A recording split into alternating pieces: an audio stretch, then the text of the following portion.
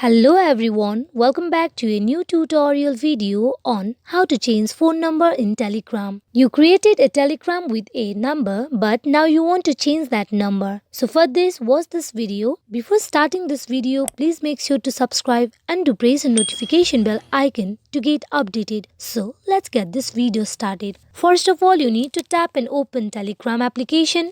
At the homepage of Telegram, you need to tap on three horizontal lines on top left of the screen. There you can see the option of settings. You tap on it. Inside your profile information page, you can see account. Inside there you can see the phone number. You tap to change the phone number.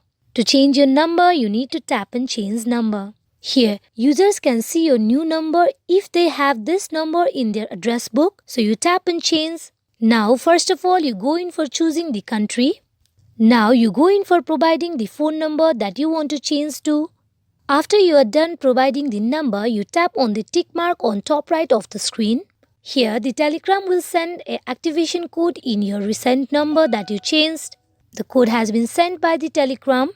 As you can see, my previous number has been changed to a new number that I just updated. This is how you can change the phone number in Telegram. Hope this video is fruitful for you all on how to change phone number in Telegram. Thank you.